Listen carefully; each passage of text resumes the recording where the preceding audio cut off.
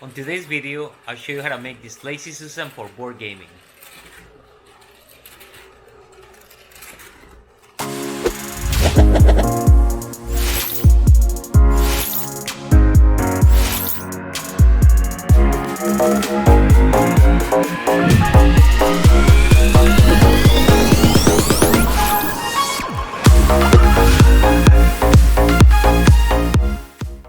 Welcome back, guys. I'm gonna show you what I did here on my Lazy Susan for the Marvel United board game.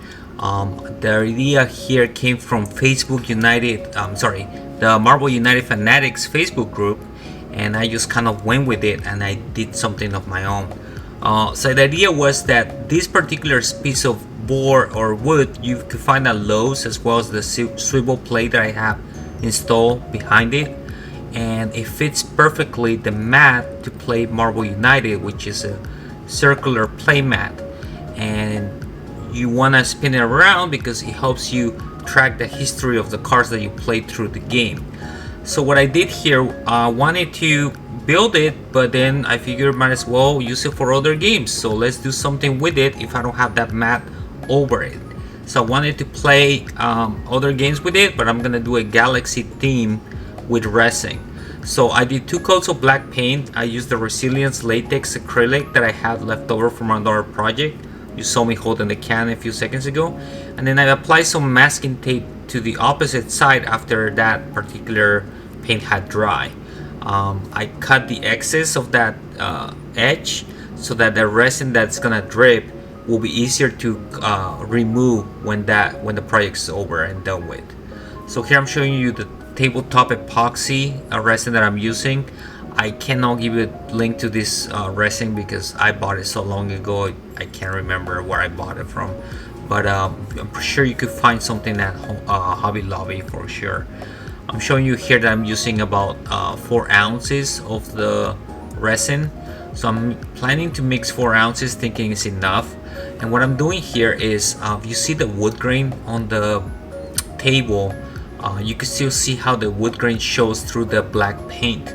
I'm not liking that, especially because we're gonna have a galaxy theme on it, so I don't want to see that. So what I'm gonna do is I'm gonna mix an initial layer of resin with the same latex black paint that we used before. And the idea here is to, since this is a self-leveling type of resin, it's gonna cover all the wood grain. Knowing this now, I would have skipped the first 2 steps and I would have just used a thick layer of resin with enough black paint to cover all of the wood grain and all the color of the wood. So if you want to do this for yourself, you could skip probably the first 2 steps, but just make sure you go heavy on the resin, heavy on the black paint. That will cover all the wood grain and it's gonna give you the same black color that we want to use. Here you saw me using some fine glitter. It's a black glitter that I found at Walmart, and the idea was to use some of that sprinkle to see if it will start showing in this galaxy that we're going for. The latex black paint completely covered the glitter, so nothing really showed through that. But it was just an experiment. I just wanted to see what happened. Kind of knew the black paint was gonna be cover the whole glitter, but I just wanted to try it anyways. And here you see me applying it. Here's the reason why I say go heavy on the first coat. Only did 4 ounces of this, and that was not enough. It was barely enough. I'm struggling to get as much of the material out of the bucket. And then I'm gonna try to spread as much as I can with this stick right here. You'll see me kind of struggling a little bit moving this stuff around. It's just because it's not enough. And if you do this, I will probably do at least 6 ounces of resin, maybe 8 to be safe. And so, but I'm spreading it. This is the first coat anyways. The first layer is not, it's just to cover that wood grain. So spread as much as you can. It's gonna self-level. Do the top flat surface first and then do the edges at the end. So I'm using my hand at the end because I just found it to be easier to spread it around than using the stick at this point. And then you see me spinning that, using the swivel plate to spin the table around, and use my hand on the edges. After that, you'll see some bubbles start forming. Use a heat gun, or in this case I'm using a torch, flaming torch for cooking, and that gets rid of the bubbles. So now that I saw that the glitter is not showing, I decided, you know what, let's sprinkle some glitter today on day one on top of this surface. I noticed that that wood grain that I was not liking was already covered with the resin. So I figured, right, let's start putting some of the stars into this galaxy.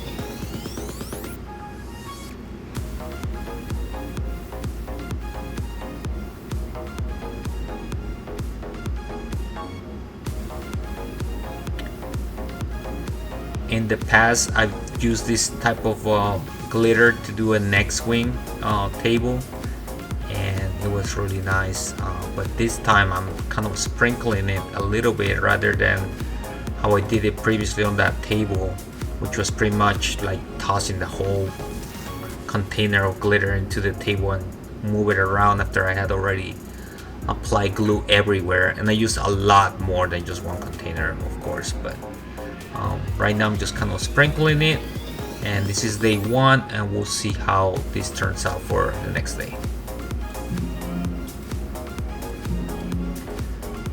Alright, well, this is day two. I had cured overnight. This is how it looks. It's really shiny. The only issue that I have right now is that you see kind of the sprinkle effect of that glitter. So we're gonna take care of that right now. On the second day, those measuring cups that I used the previous day I was not able to use them anymore. So what I did was I had to use a scale to make sure I had equal parts of the resin, A and B.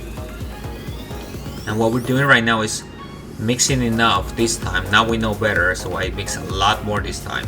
We're gonna apply just clear resin, nothing on it, one layer over the whole surface. And as you see closely, the moment you put that clear resin over the glitter, that glitter really comes through. It really shines.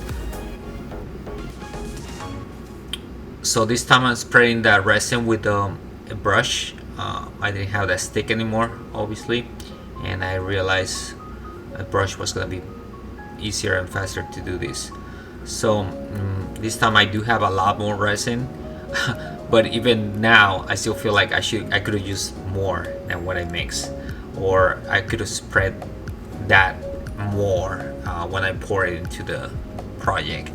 So anyways, you see me spraying this around everywhere, and the idea here is that this initial coat of resin is gonna allow us for the pigments on further coats to be able to be spread and move around easily through a hair dryer or a heat gun. In my case, I only have a heat gun. I have no hair, so no need for a hair dryer. But I use a heat gun, and you'll see me using that in just a second right now.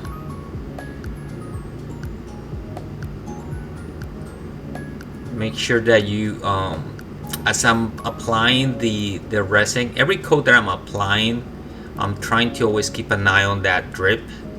I know that I put the masking tape, but those drips, if you let them stay there, it's gonna be hard to get rid of them. So I'm trying to remove them as I come across them.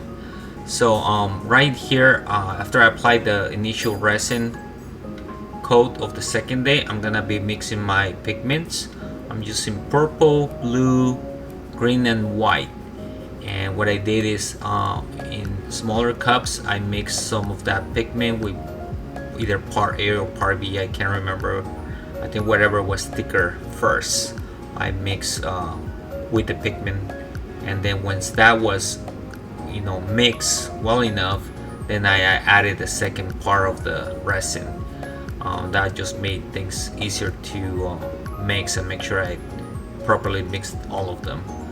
So I was trying to go with the Galaxy theme here, and this is my first time doing something like this, so wasn't sure what I was doing, but it came out pretty nice. I think I like it. A lot of people have enjoyed this, and that's actually why I'm making the video, because people ask me how to go about making it. But anyways, so I started applying two of the colors, the purple and the blue, and started playing with the heat gun.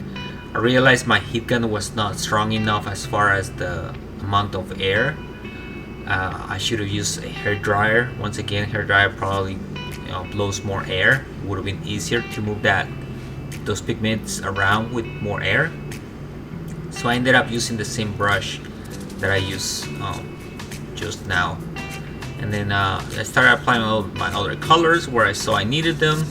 I started using a combination of heat gun and brush to move all the pigments around, dissolve them, and fade them out and stuff like that. As I applied more colors and more resin, it was easier for the heat gun to move those pigments around. So that helped. So second day, and we're still here on the second day, maybe just 10 minutes after all the heat gun did its thing.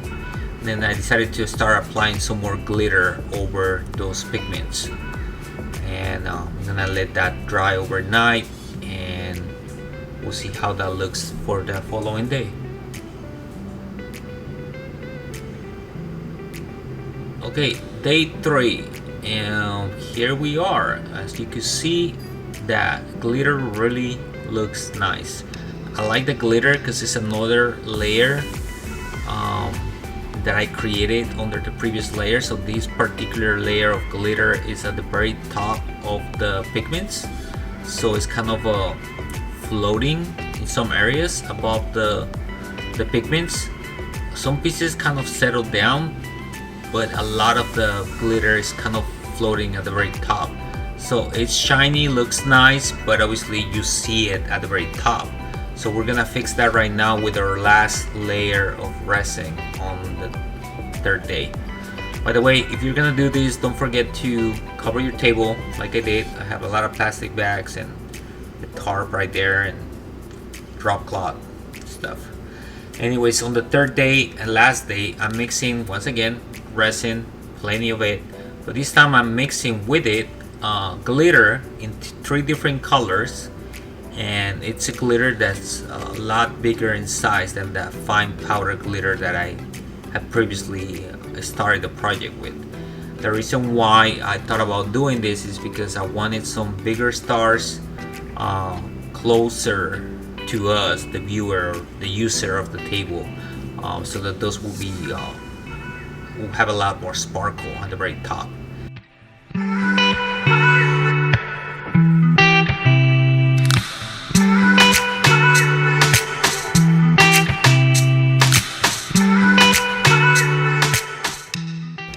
Just make sure at this step you play with the amount of glitter that you want.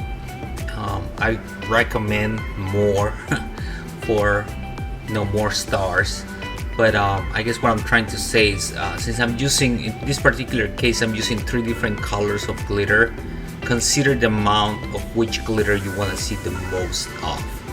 So I went with a higher amount of silver glitter over the rest, but the particular silver glitter that I use is what do you call that, sparkles differently. It's silver, but depends how the light hits it. It looks kind of sometimes green, like a light green, or kind of pinkish. So I went with that as my main glitter color, because that just gave me the most different looks and views from different angles. You can kind of see it here as I'm applying it first into the table, how as I'm spinning that around, it kind of shines in different colors. So I learned from this project that it's much easier just to use your hands. Just use your hands, make sure you have plenty of resin, even if you end up wasting some. I know resin is expensive, so try to get it down to a science where you know exactly how much you need, per layer. But I'd rather have more than not enough. So you see me there once again using a heat gun and the torch to get rid of those bubbles. Apply it everywhere. Make sure you hit those edges, and that was it. Here's a close-up of how it looks once it's drying. The next day I just have to flip it around to get rid of the masking tape on all those strips. It was much easier to get rid of the masking tape than in other projects that I've done with resin before. Not like this type of projects, but just resin, just clear resin. So here my dad's helping me flip this around, and it's heavy, a little heavy. So here's the reveal. Here's how it looks. My light is hitting it pretty hard on, so sorry for the glare. Anyways, this table is great for not just Marvel United. You can use it for other games. It's 36 inches across, so if you're sitting 3 feet away from somebody, go ahead and bring it out. It's gonna help you. Hope you like this video, guys. Please consider liking us, subscribe, and hit that notification bell. Have a good day, gamers.